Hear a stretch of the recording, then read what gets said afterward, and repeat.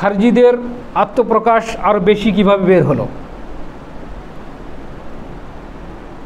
রসুল থেকে সাহাবিগণ পর্যন্ত, খলিফাগণ পর্যন্ত পেলেন, ওসমান পর্যন্ত পেলেন। এরপরে কি হলো? ওসমান রাদিয়াল্লাহু তাআলা আনহুর হত্যাকাণ্ডের পৃথিবীর ইতিহাসে সবচেয়ে বর্বরচিত ঘটনা। বর্বরচিত ঘটনা হলেও খারজিরা আড়ালেই থেকে গেছে। অতঃপর আলী রাদিয়াল্লাহু তাআলার খেলাফতকাল চলে আসলো। কথা বুঝতে পারছেন? যখন আলী রাদিয়াল্লাহু তাআলার খেলাফতকাল আসলো, তাদের আত্মপ্রকাশ বা বহির্প্রকাশ আরও বেশি করে তীব্র আকার ধারণ করল। কি করে? আব্দুল্লাহ বিন সাবা ইহুদি জোট মুসলিমদের অভ্যন্তরে থেকেই যায়, তাদের কর্মকাণ্ড অব্যাহত রাখে। তারই ফলশ্রুতিতে 36 হিজরিতে আলী ও আয়েশা রাদিয়াল্লাহু তাআলার মাঝে একটা যুদ্ধ বিগ্রহ তারা সংগঠিত করে দেয়। সেই যুদ্ধের নাম হচ্ছে উষ্ঠের যুদ্ধ সংগঠিত হয়। অনুরূপভাবে তাদেরই যোগসাজশে, মানে তাদেরই পরামর্শ আলী ও মুয়াবিয়ার মাঝে 36-এর পরে 37 হিজরিতে সফর মাসের 1ম তারিখে বুধবার সিফিনের যুদ্ধের সূত্রপাত ঘটে। যে সিফিনের যুদ্ধের সম্পর্কে আমরা মোটামুটি জানি, পূর্ণাঙ্গ জানি না। এই সিফিনের যুদ্ধ ঘটে খারজিদের কূটনীতিক কারণে। সিফিনের যুদ্ধ ঘটিয়ে দেয় কার মাঝে? আলী ও মুয়াবিয়ার মাঝে 37 হিজরিতে। সেটা তারিখ ছিল বুধবার। মূলত এই যুদ্ধকে কেন্দ্র করেই চরমপন্থীরা আরও বেশি করে আত্মপ্রকাশ করে।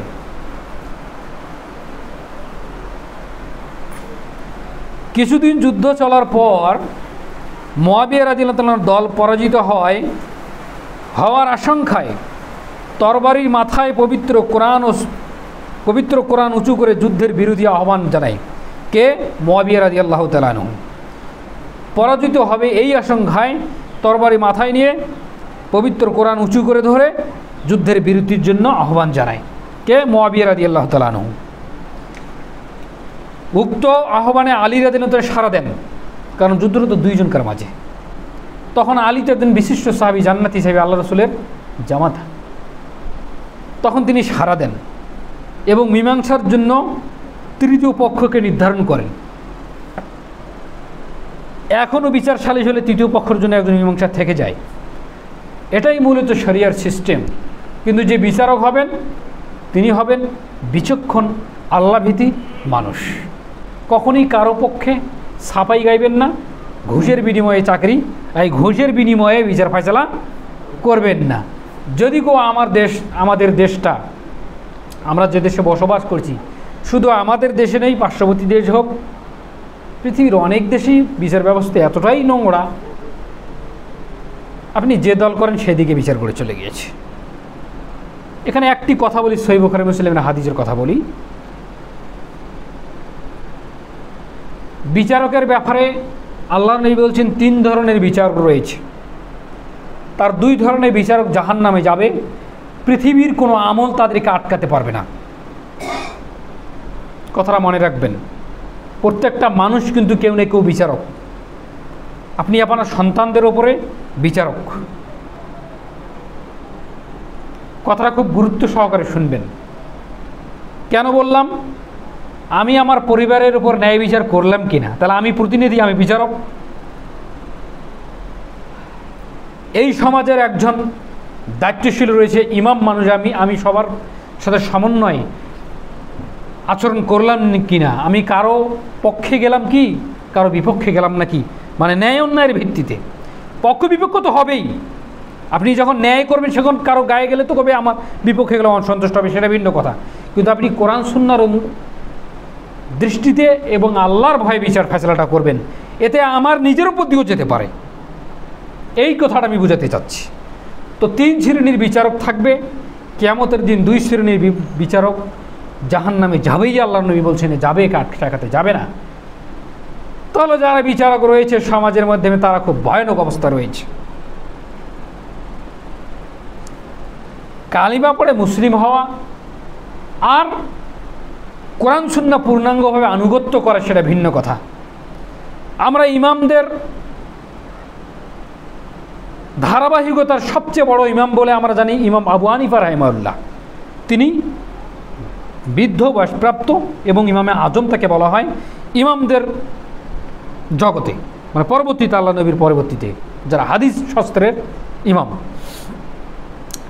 ইমামের দুইটি কথা, দুইটি শব্দ ব্যাখ্যা। একটা রাষ্ট্রের প্রধানকে ইমাম বলা হয়, আর একটা হাদিস শাস্ত্রের ইমাম তাদেরকে ইমাম বলা হয়। ইমাম বুখারী, ইমাম মুসলিম, ইমাম তিরমিজি, ইমাম আবু দাউদ, ইমাম এইভাবে যারা ইমাম হয়েছে এরা কিন্তু কোনো রাষ্ট্রের নায়ক ছিলেন না, এরা ছিলেন কোরআন হাদিসের পারদর্শী ইমাম। তো অনুরূপ ইমামে আজম রাহিমাহুল্লাহ অর্থাৎ ইমাম আবু হানিফা রাহিমাহুল্লাহকে রাষ্ট্রের বিচারকের জন্য তাকে বিচারের কথা প্রস্তাব দেওয়া হলো বিচার বিভাগে। তিনি নিলেন না। কেন নিলেন না? কোনো রাষ্ট্রের অধীনে আমি বিচারক হব, আমি কলম চালাবো, আমি রায় দেব, অথচ ওইখান থেকে তারা বলবে আমি সেই অনুপাতে বলবো, অথচ মাজলুমের বিপক্ষে যাবে আর অত্যাচারীর পক্ষে যাবে, আমি কিয়ামতের দিন কী হিসাব দেব? ওটা আমার প্রয়োজনই নেই। কিন্তু তৎকালীন আমলে উনি হচ্ছেন বিচারকের একমাত্র উপযুক্ত ব্যক্তি। না নেওয়াটাও কোনো অপরাধ ছিল। কেন নেবেন না আপনি? এই অপরাধে তাকে জেলখানায় আবদ্ধ করা হয়েছিল। আর আজকাল যদি আমাকে বা আমার মতো সুনিখুদিকে বাদ দেন, আমাকে বা আমার মতো ভাইকে বা বড় বড় আলেম ওলামা আছে যেগুলো দেখা পাচ্ছেন, যদি বলে রাষ্ট্রে আপনাকে অমুক দায়িত্ব দেওয়া হবে, মানে লুঙ্গি পড়ার সময়ে নাচতে নাচতে যাবে। কিন্তু সালাফদের অনুসরণ কাকে বলে জানেন? পিছনে এখন দেখেন ইমাম আবু হানিফাকে দায়িত্ব দেওয়া হচ্ছে, বিচারকের দায়িত্ব বলছেন আমি নিব না। কেন নিব? আমি চেড়ে বসবো, ওরা রায় দিয়ে আর ওখানে কলম চালাবো, মাজলুম ব্যক্তির বিপক্ষে যাও, সারা জীবন গান জানবে, কিয়ামতের দিন আমি কী হিসাব দিব? হবে না। এই না নেওয়ার ক্ষেত্রে তার ওপর রাষ্ট্রীয় স্টিমুলার চালিয়ে জেলখানায় আবদ্ধ করে, রুটির সঙ্গে বালু মিশ্রণ করে, বিষ পান করে, চাবুক মেরে কত কী করে পৃথিবী থেকে সে বিদায় নিয়ে চলে গেল। এই জন্য তো আহলে হাদিস সালাফি বিদ্বানগণ ওরা ওই রাষ্ট্রীয় ব্যাপারে অত করে না, মানে সক্রিয় নেয়। হ্যাঁ, রাষ্ট্রীয় ব্যাপারে ওরা ওই সক্রিয়, পুরো টিমটা যদি তাদের হাতে যায় তাহলে তারা তো গোটা দেশটাই চলবে তাদের কোরআন সুন্নাহ অনুযায়ী, তাহলে তার কোনো সমস্যা নেই। কিন্তু গোটাটাই জুলুমে ভরা, আর ওখানে যাবে দুই একটা আলেম, অথবা ওর কি দেশের কোনো পরিবর্তন করতে পারবে? ওই আলেমকেই পরিবর্তন করে রেখে দিবে ওরা। কথাটা আমার বুঝতে পারছেন? আপনি 50টা গরুর খামার রয়েছে, আপনি ওখানে একটা ভালো গরুকে ঢুকান, ও লাথি ঘুতি যোগ মেরে দিবে, ওখানে ও থাকতেই পারবে না। এটা আমি এক্সাম্পল দিলাম। আপনি একাই ঈমান নিয়ে একটা খারাপ সমাজে বসবাস করতে পারবেন না, একটু হলো আপনি ওখানে সঙ্গ দিবেন। এই জন্য আল্লাহ নবী বলছেন, আরে কামারের কাছে বসো না, কামার যখন বাড়ি মারে লোহাতে তখন আগুনের ফুলকি ছিটকা দিয়ে তোমার শরীরের কাপড় পরা যেতে পারে। আগুনের ফুলকি একটা হয় না, অনেকগুলো হয়, কিন্তু মানুষ আপনি একটা বসে থাকবেন ইমানদার, আপনার পোশাক পরা যাবে। এই কথা বলার পর আল্লাহ নবী বলছেন, তোমরা আতরওয়ালা ব্যক্তির সঙ্গে ঘোরাফেরা করো, আতর আপনার গায়ে না লাগলেও তার গায়ের সঙ্গে ঘষা লাগলেও সেই ঘ্রাণটুকু আপনি পাবেন। হাদিস সহিহ মুসলিম। সঙ্গ আপনাকে দিতে হবে কোথায়? আমরা দিচ্ছি কোথায়? এই জন্য বিচার ব্যবস্থার কথা বলতে গিয়ে বললাম 3 শ্রেণীর ব্যক্তির কথা আল্লাহ নবী উল্লেখ করে বলছেন। 2 শ্রেণীর বিচারক জাহান্নামে যাবে, ঠেকাতে পারবে না। 1 শ্রেণীর লোক জান্নাতে যাবে, ঠেকাতে পারবে না। 1 বিচার ফয়সালা করবে, পক্ষপাতিত্ব নিল, সে জাহান্নামে গেল। 2 বিচার ফয়সালা করলো, বিনিময় নিল, মানে ঘুষ খেলো, টেবিলের নিচ দিয়ে হোক যেদিই হোক ঘুষ খেলো, এ জাহান্নামে যাবে। 3 যে ব্যক্তি বিচার করলো, কোনো দিকে তাকালো না, জেল হোক জুলুম হোক, নিজেই ফাঁসির মঞ্চে যাক না কেন বিচারের কথা, বিচার ফয়সালা দিতে গিয়ে, অথবা ওই যার বিরুদ্ধে চলে গিয়েছে অপরাধের বিরুদ্ধে, সে তাকে মেরে দিক না কেন, সে আইনের গতিতে রয়েছে। আল্লাহর নবী বলছেন সে জান্নাতে যাবে। বলেন তো আপনি, এই এশিয়া মহাদেশে এই বিচার ফয়সালা আছে নাকি? কত মানুষ জেলখানার ভিতরে মাথা আছড়াচ্ছে, অপরাধী নয়, ফেসে গিয়েছে, যাওয়ার পর যুগের পর যুগ জীবনটাই শেষ করে দিয়েছে, দিয়ে জেলখানার মধ্যে আবদ্ধ হয়ে আছে। স্ত্রী সন্তানদি পৃথিবীর কোনো আলো বাতাসই তারা পাচ্ছে না, অথচ তারা অপরাধী নয়।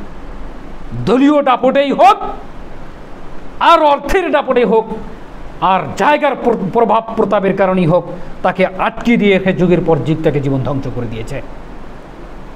আপনি তৈরি হয়ে যান, এখানে এটা করতে পারছেন, কিয়ামতের দিন কি করবেন? এই জন্য মীমাংসার জন্য যখন আলী এবং মুয়াবিয়ার মাঝে মীমাংসার জন্য যখন তৃতীয় পক্ষ লাগলো, তৃতীয় পক্ষ যখন, কথাটা মনে আছে কোথা থেকে এসেছি, আসতে গিয়ে কোথায় চলে গিয়েছি, এই বিচার ফয়সালার কথা বলতে গিয়ে রাষ্ট্রীয় কথাতে আমরা চলে এসেছি। দেশের পরিস্থিতি এমন কোনো মানুষ নেই আমরা জানি না, তবে একবার অন্তর খুলে শুকরিয়া আদায় করেন যে আল্লাহ জুলুমবাজকে কোনো না কোনো সময় পুঁতে দেন। বলি আলহামদুলিল্লাহ। কোনো না কোনো সময় জুলুমবাজকে আল্লাহ পুঁতে দিবেন, সে যেই হোক না কেন। কথা বুঝতে পারেননি? এভাবে বলতে গিয়ে অনেক কথা চলে আসবে, যদিও আসে। ফিরআউন মুসার ওপর এত স্টিম রোলার চালিয়েছে, ইতিহাস যখন পড়বেন তখন আপনাকে চোখের পানি ফেলতে হবে। কিন্তু শেষ পরিণতি কি হয়েছিল? আল্লাহ চুবাতে চুবাতে তাকে মেরে দিয়েছে। এটা ছিল বনী ইসরায়েলদের কাহিনী। ইব্রাহিমকে আল্লাহ তাআলা সেট করেছেন মনোনীত নবী হিসাবে, তার উপরে নমরুদ কীভাবে অত্যাচার করেছিল, তার উপরে এত স্টিম রোলার চলেছে।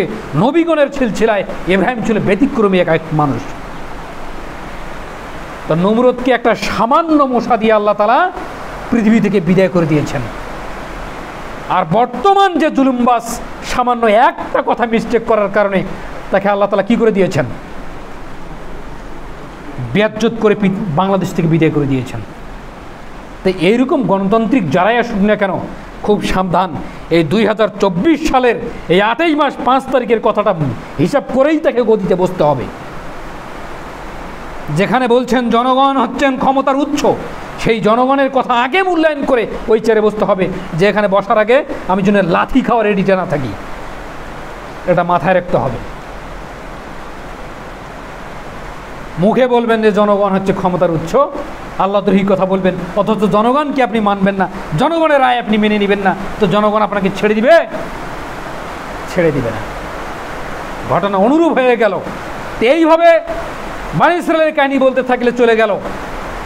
মুহাম্মদ রাসূলুল্লাহ সাল্লাল্লাহু আলাইহি সাল্লামের জীবনী দেখেন, জুলুমে অত্যাচারিত হতে হতে হতে হতে শেষ সময় বড় জুলুমবাজরাও বলছে আজ তো ইসলাম গ্রহণ না করে উপায় নেই, কোনো উপায় নেই।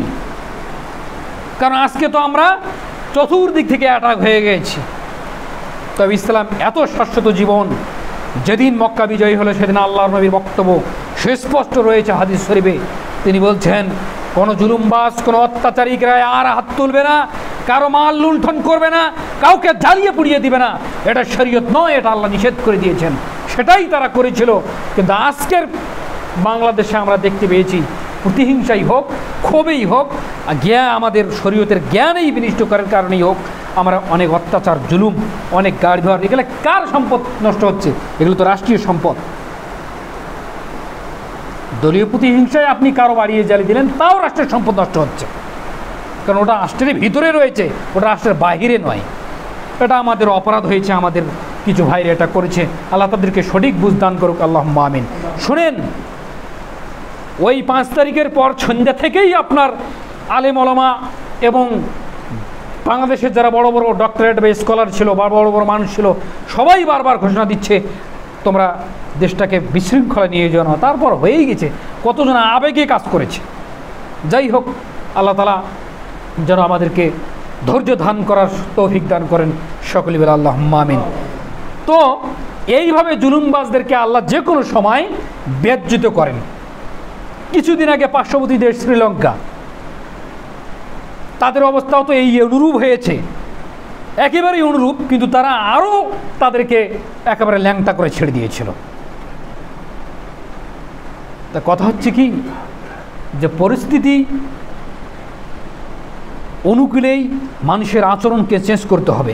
আজ থেকে 20 বছর পূর্বে যে গতি, যে সমাজ, যেই শাসন ব্যবস্থা ছিল, ওটার ওপর টিকে থাকলে আপনাকে চলবে না। আপনি এখন দেখেন মানুষের চাওয়া কি, মানুষের পাওয়া কি, মানুষের আকাঙ্ক্ষা কি, মানুষ কি তাদের বলতেছে, কি তাদের আশা আকাঙ্ক্ষা, এটার উপরে আপনাকে তাদের সঙ্গে ফিটিং হয়ে তাদের সঙ্গে পরামর্শ করে কাজ করতে হবে, নাহলে আপনি পারবেন না।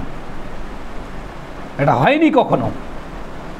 তো অনুরূপ বিচার ব্যবস্থা যদি ঠিক হয় আর বিচার ব্যবস্থাকে যদি স্বাধীন করে দেওয়া হয়, তাহলে দলীয় হোক অদলীয় হোক সবাই দেখবেন একটা ঠিক স্থানে পৌঁছে যাবে। কিন্তু বিচার ব্যবস্থা আইন ব্যবস্থা যদি ওই আপনার পায়ের তলা চাটা করে থন, তাহলে যেই আসুক না কেন, যখন যে আসবে তখন সে জুলুমবাজ হয়ে দাঁড়িয়ে যাবে। কথাটা বুঝতে পারছেন? তো মুআবিয়া এবং আলী রাদিয়াল্লাহু তাআলা তৃতীয় পক্ষ বিচারক হিসেবে নির্ধারণ করলেন। তখন চরমপন্থীরা বের হয়ে যায়, অর্থাৎ আলী পক্ষেও আবু মুসা আশআরী ও মুআবিয়ার পক্ষে আমর ইবনে আল আসকে নির্ধারণ করার সম্মতি প্রকাশ করলে আলী রাদিয়াল্লাহু তাআলার দল থেকে প্রায় 12 থেকে 16,000 সৈন্য বের হয়ে চলে যায় হারুরা নামক স্থানে। কেন? এই যে মধ্যস্থল করে বিচারক করবে, এটা তারা মেনে নিতে পারেনি। কথা বুঝতে পারছেন? তখন 16,000 সৈন্য বের হয়ে চলে যায় হারুরা নামক স্থানে। এই যে দল থেকেই হয়ে গেল তারা। এখন দেখেন খারজি শব্দটা বা খারজি নামকরণটা কোথা থেকে আসলো এখন বলি। এই যে এরা 16,000 সৈন্য বের হয়ে হারুরা নামক স্থানে চলে যায়, ইতিহাসে এদেরকেই খারজি বা দলতেগি বলা হয়। এদেরকে দলতেগি বলা হয়। শরীয়তে যদি মানে ইসলামে রাষ্ট্রীয় ব্যবস্থায় যদি শরীয়তের আমির নিযুক্ত হয়, এখানে আপনি যদি ওই আমিরের আওতাভুক্ত থেকে বেরিয়ে যান, তখন আপনি হবেন খারজি। কথা বুঝতে পারছেন? এখন রাষ্ট্রীয় আমির, তাই বলে আর যেগুলো আমির রয়েছে বিভিন্ন দল, এখন তো শরীয়ত মানে রাষ্ট্র তো ইসলাম কায়েম নাই, এই জন্য বিভিন্ন দল উপদলে বিভক্ত এবং সবাই সবার স্থান থেকে নেতা হয়ে আছে। কিন্তু রাষ্ট্রে যদি ইসলাম থাকে, মুসলিম শাসক থাকে, আপনি আর কোনো দল থাকতে পারবে না, কোনো দল থাকতে পারবে না। 1 2 নম্বর, এই দলের বের হয়ে তার মানে প্রতিদ্বন্দ্বী দল তৈরি হতে পারবে না। যদি হয় তাহলে তারা খারেজি, তারাই হবে দল থেকে, তাদেরকেই হত্যা করা অজীব হয়ে দাঁড়িয়ে যাবে। কিন্তু এই প্রেক্ষাপটে এখনো বাংলাদেশ ভারতে আসেনি। কথাটা বুঝতে পারছেন? এই এদেরকে খারজি বলা হয়। 16,000 সৈন্য আকিদাগতভাবে উগ্র হওয়ার কারণে চরমপন্থী বলা হয়। তারা 9টি প্রধান দলে বিভক্ত হয়ে যায় পরবর্তীতে। এছাড়া তারা আকিদাগত মতপার্থক্যের কারণে বহু দলে বিভক্ত হয়ে যায় পরবর্তীতে। কথা বুঝতে পারেন? যত দিন যাচ্ছে আলী রাদিয়াল্লাহু বিরুদ্ধে তারা যে অভিযোগগুলো দিয়েছিল সেগুলো হলো এইরকম যে মীমাংসার জন্য তৃতীয় কোনো পক্ষ নির্ধারণ করা যাবে না। কেন? কোরআনের হুকুম লঙ্ঘন করা যাবে না। কোরআন বলছে ইনিল হুকমু ইল্লা লিল্লাহ, আল্লাহ কোরআন নাজিল করেছে, অর্থাৎ কোরআন অনুযায়ী বিচার ফয়সালা করতে হবে। এটা ছিল খারিজিদের কথা। কিন্তু এই কোরআনটাতে কোরআন অনুযায়ী বিচার ফয়সালা করবেন, তো কোরআনটা কেউ পড়বে, কোরআনটা কেউ বুঝবে, সেই অনুপাতে যে বিচার ফয়সালা করবে, এই লোকটার প্রয়োজন আছে কিনা এইটা ওদের মাথায় ঢুকিনি। কোরআন কি কথা বলবে সরাসরি? বলছে কোরআন ইনিল হুকমু ইল্লা লিল্লাহ, বিধান যার, বিচার ফয়সালা তিনি করবেন। কতটা একটা পথভ্রষ্ট কথাবার্তা।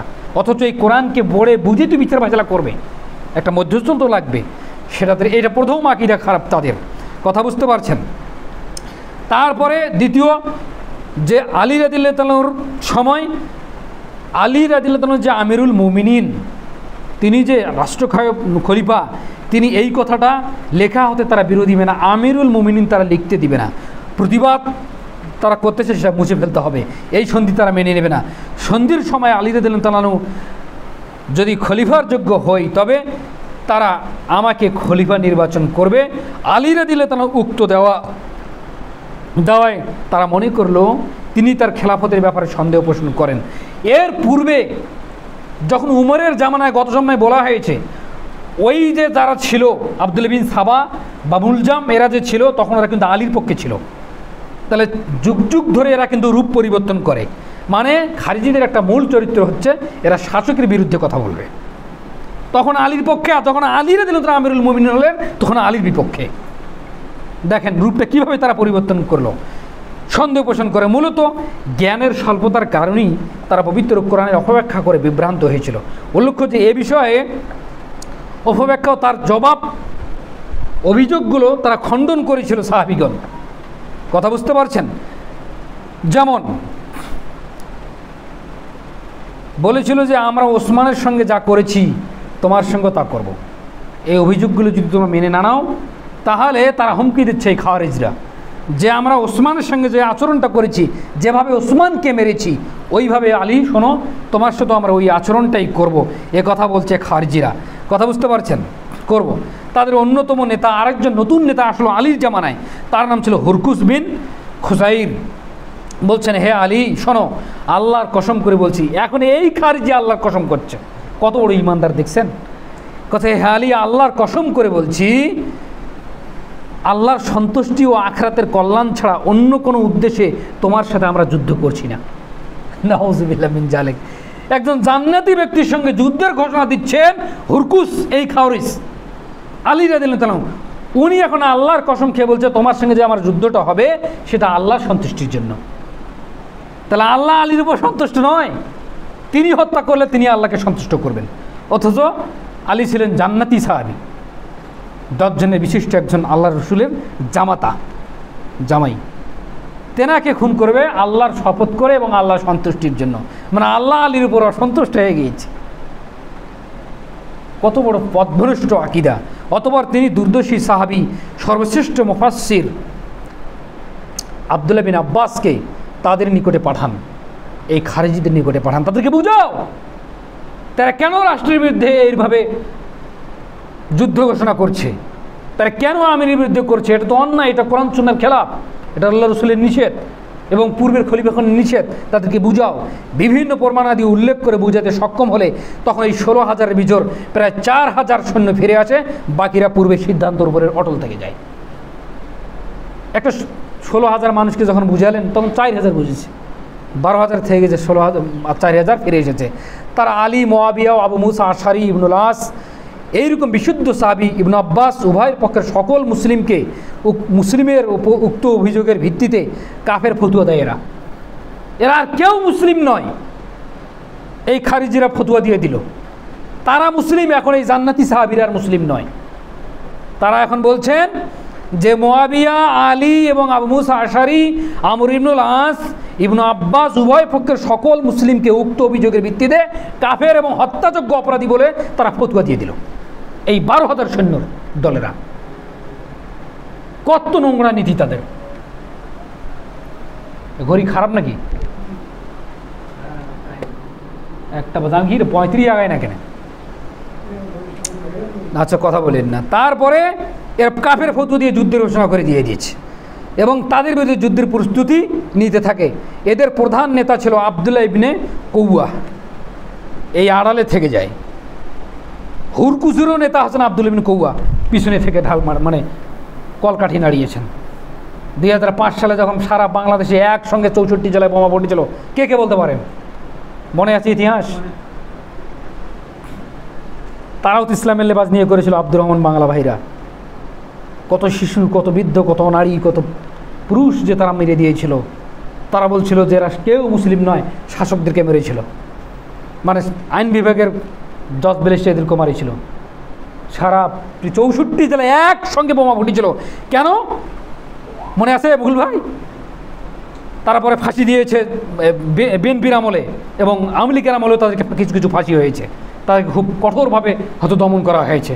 এরই মিথ্যা অপবাদে ডক্টর গালিবকে ধরা হয়েছিল। অনেকগুলো তাদের উপরে অপবাদ দেওয়া হয়েছিল, পরে সমস্ত অপবাদ থেকে মুক্ত হয়েছে আলহামদুলিল্লাহ। পারিনি, মানে খারিজিরাই একটা ভুল চিঠি দিয়ে গালিবকে ফাঁসিয়ে দিয়েছিল যে উনিও আছে আমার সঙ্গে, পরে আর পারিনি। পরে বিএনপির আমলেই কিছু মুক্ত হলো, পরে আওয়ামী লীগের আমলে আর কিছু কেস মুক্ত হলো। তারপরে তো আল্লাহ তাআলা তাকে উন্মুক্তভাবে মাঠে কাজ করার তৌফিক দান করেছেন। আপনি জানেন না তারা কেমন? এই যে সারা বাংলাদেশের 64 জেলায় বোমা ফুটেছে, তাদের ওরা এই বুদ্ধিটা পেল কথা জানেন? এইখান থেকে পেয়েছে, এই খারিজিদের পিছনের ইতিহাস থেকে পেয়েছে। এই আস্তে আস্তে পাবেন ইনশাল্লাহ, কারণ ওদের পরামর্শদাতা আর ওদের ইতিহাস আমরা যেমন কোরআন হাদিস থেকে নিয়ে আমল করি, ওরা ওই খারিজিদের কাছ থেকে নিয়ে ওদের আমল ওরা চালায়। কথা বুঝতে পারছেন? এই তাদের এই উদ্ধত্ত চরম সীমানায় পৌঁছে আলী রাদিয়াল্লাহু তাদেরকে সমূলে উৎখাত করার জন্য সিদ্ধান্ত নেয়। মানে এটা বংশ রাখবেন আলী রাদিয়াল্লাহু, তিনি তো খলিফা নেতা, রাখবেন না, এই সিদ্ধান্ত নেন। তবে তাদেরকে বোঝানোর জন্য আবার আবু আইয়ুব আনসারী বিশিষ্ট সাহাবীকে পাঠান যে যাও তো তাদেরকে বুঝাও। তাতে কিছু সংখ্যক লোক আবার ফিরে আসেনি। তারা বলেছিল, যারা আসি তারা বলেছিল আমরা তোমাদের ভাইয়ের হত্যা করেছি, কারণ আমরা তাদের রক্ত এবং তাদের রক্ত হালাল মনে করি। অবশেষে আলীও তাদের সকলকে এই যে আমিরুল মুমিনিন ও সকলকে নাহওয়ান নামক স্থানে হত্যা করেন, তাদের কয়েকজন বেঁচে যায়, তারা বিভিন্ন স্থানে চলে যায়। আল্লামা শাহরস্তানি বলছেন 548 হিজরিতে এই সমস্ত স্থানগুলো থেকে খারজির আত্মপ্রকাশ এখন পর্যন্ত ঘটতেই থাকে। পাকিস্তানের কিছু এলাকায় আছে, আফগানিস্তানের কিছু এলাকায় আছে, এই দুইটি স্থানে কিন্তু আছে। এখানে নাম উল্লেখ করেছেন যে শাহরস্তানি, আল্লামা শাহরস্তানি, উনি কিন্তু আফগানিস্তানের। উনি বলেছেন যে 548 তিনি বলছেন এই সমস্ত স্থানগুলোতে খারিজির ফিতনা প্রকাশিত হয়েছে এবং আজও অবিশ্বাস্যতা বিদ্যমান রয়েছে। ওসামা বিন লাদেন আমরা ভালো বলেই জানি, কিন্তু তার অঙ্গপঙ্গ যেগুলো আছে তারও আনুগত্য করেনি, তারা বাহিরে যেগুলো আছে তারও আনুগত্য করেনি। শেষ সময় এসে তারা তাদের নিজের সিদ্ধান্ত অনুযায়ী কাজ চালিয়ে গেছে। যারা সেদিন বেঁচে গিয়েছিল তারা প্রতিশোধ নেওয়ার জন্য দীর্ঘদিন যাবত প্রস্তুতি গ্রহণ করেছিল। এই যারা আলী রাদিয়াল্লাহু তাদেরকে নির্মূল করেছে, কিন্তু তাদেরও কিছু বেঁচে যায়। তারপরে এরা প্রতিশোধ নেওয়ার জন্য প্রস্তুতি গ্রহণ করতে থাকে। অতঃপর আলী রাদিয়াল্লাহুকে হত্যা করার জন্য তারা অতি গোপনে আরেকজন নেতা সেট করে আব্দুর রহমান মুলজাম নির্বাচন করে। অনুরূপভাবে বারাক বিন আবদুল্লাহকে মুআবিয়ার জন্য নির্ধারণ করে। আলীকে হত্যা করবে আব্দুর রহমান বিন মুলজাম এই খারজি, আর মুআবিকে হত্যা করবে কে? বারাক বিন আবদুল্লাহ। এবং মুআবিয়ার জন্য প্রস্তুত করলেন আমর ইবনে আসকে হত্যা করার জন্য গ্রহণ করলেন আরেকজন আমর ইবনে বারাককে, মানে ওই ছেলেকে নিযুক্ত করে দিলেন যে 3 জন সাহাবীকে 3 জনে তো হত্যা করব, আপন আপন সিদ্ধান্ত নিলে একসঙ্গে একই দিনে তাদেরকে হত্যা করবে। কয়েকজন সাহাবীকে হত্যা করার জন্য একটা টিম তৈরি হল যে আমরা যখন তাদেরকে হত্যা করব একসঙ্গে হত্যা করব, তারা যেন একে অপরকে বাঁচাতে না পারে। আমরা যখন বোম মারবো 64 জেলায় একসঙ্গেই বোম মারবো, 1 সেকেন্ড যেন 19 করি না হয়। কথাটা বুঝতে পারছেন? আর আমরা যখন এই সাহাবীদেরকে মারবো, এই জান্নাতি সাহাবীদেরকে একসঙ্গে তাদেরকে মারবো, এটা তাদের পরামর্শ হয়ে গেল। আলী রাদিয়াল্লাহু আনহু বাড়ি থেকে দরজায় অস্ত্র নিয়ে ওত পেতে তারা থাকতো। তিনি বাড়ি থেকে বের হয়ে যখন সালাতের উদ্দেশ্যে যান তখন মানুষকে আলী রাদিয়াল্লাহু আনহু ডাকতেন, আসসালাত আসেন মসজিদে যাই সালাত দায়ী করি। এটা আলী রাদিয়াল্লাহু আনহু বলতেন। মনে করেন আপনি আসতেছেন ওখান থেকে, আসো সালাতে যাই। এটা আমিরুল মুমিনিনের কাজ ছিল, ডাকতেন। তখন এইভাবে যাচ্ছে, ডাকতে ডাকতে মসজিদের দিকে যাচ্ছিলেন, তখনই তারা আলী রাদিয়াল্লাহু আনহুকে পিছন থেকে মাথায় অস্ত্র দিয়ে তারা আঘাত করে। এতে তার দাড়ি রক্তে রঞ্জিত হয়ে যায়। তৎক্ষণাৎ মাটিতে লুটিয়ে পড়ে আলী রাদিয়াল্লাহু আনহু, পিছন থেকে আঘাত করে। এ সময় আলী রাদিয়াল্লাহু আনহুকে লক্ষ্য করে ওই রক্তপিপাসুরা বলেছিল, যেমন ওসমানকে বলেছিল যে হে আলী, আল্লাহ ছাড়া কারো বিধান নেই, তুমি বিধান দিবার কে? তাহলে আল্লাহর প্রতি তাদের কত ঈমান! মানুষকে মারছিস, জান্নাতি সাহাবীকে মারছে আর বলছে আল্লাহ ছাড়া করে বিধান নাই, মানে তারা আল্লাহর বিধানের উপরেই আলীকে মারছে। তাদের বক্তব্য ছিল এইরকম। তোমার সাথীদেরও জন্য নেই। তাকে হত্যা করার কারণ জিজ্ঞাসা করলে বলে উঠত, আমরা 40 দিন যাবত এই তরবারিটাতে ধার দিয়েছি। যেই তরবারিতে অস্ত্র দিয়ে মারিছে সেটা 40 দিন যাবত বা 47 দিন যাবত এই অস্ত্রটাতে আমরা ধার দিয়েছি, যে তোকে এক কোপে মারা যায়। এটা তিনি বলছে মারার পরে। এবং আল্লাহর নিকট প্রার্থনা করছি যে এই অস্ত্র দ্বারা পৃথিবীর সবচেয়ে নিকৃষ্ট সৃষ্টির প্রাণীটাকে আমরা যেন মারতে পারি। আলী হচ্ছে পৃথিবীর সবচেয়ে নিকৃষ্ট সৃষ্টি ছাড়া। তাদের আকীদা আমল দেখেন কত নোংরা এই খারিজিদের, এই জঙ্গিদের। কথা বুঝতে পারছেন? নাউজুবিল্লাহ মিন জালিক। আলী রাদিয়াল্লাহু বলেছিলেন, আমি মারা গেলে তোমরা তাদেরকে হত্যা করবে, আর বেঁচে থাকলে আমি তাদেরকে নির্মূলে আবার ফিনিশ করে দেবো। এই কথা আলী রাদিয়াল্লাহু বললেন। কিন্তু 3 দিন পর 40 হিজরি 21শে রমজান 63 বা 64 বছর বয়সে তিনি শাহাদাত বরণ করেন। ওই আঘাতে 3 দিন পর তিনি মারা গেছেন। উমরও মারা গেছেন 3 দিন পরে, বলা হয়নি। আর ওসমানকে তো সাথে সাথে মারা হয়েছে। কথা বুঝতে পারছেন? হত্যা করে। এই জন্য খারিজিদেরও কবি ছিল। খারিজিদের কবি তখন খুশিতে উল্লাস হয়ে একটা কবিতা লিখেছিলেন যে হে নিয়োগকৃত সফল হত্যাকারী, শোনো, এর দ্বারা মহান আরশের অধিপতির শানে সন্তুষ্টি পৌঁছানো ছাড়া আমার আর কোনো উদ্দেশ্য নেই। তারা এই কবিতায়, খারিজিদের কবি যারা, তারা বলেছিল যে আমরা সৃষ্টি এখন আল্লাহর আরশ পর্যন্ত এই খুশি পৌঁছে চলে গিয়েছে। নাউজুবিল্লাহ মিন জালিক। এই জঙ্গিরা হচ্ছে এই ধরনের আচার আচরণ। যাই হোক, আল্লাহ সুবহানাহু ওয়া তাআলা যেন এই চরমপন্থা আকীদা থেকে আমাদেরকে, এই জঙ্গিদের থেকে আমাদেরকে মুক্ত করেন, সকলে বলে আল্লাহুম্মা আমিন। এই আলোচনা ধারাবাহিকতা আরও চলতে থাকবে। চরমপন্থীদের উদ্ধতর কারণটা কি, এই কারণ সম্পর্কে সামনের সপ্তাহে কোরআন এবং সুন্নাহ দ্বারা আমরা আলোচনা করব ইনশাআল্লাহ। আল্লাহ সুবহানাহু ওয়া তাআলা যেন আমাদেরকে তৌফিক দান করেন। এই আলোচনা আর কিছুদিন চলবে, মানে 1 সপ্তাহ বা 2 সপ্তাহ চলবে, তারপরে অন্য অন্য ফেরকার ওয়াশ চলবে, মানে পুরোভাবে ওয়াশ করতে হবে এদেরকে।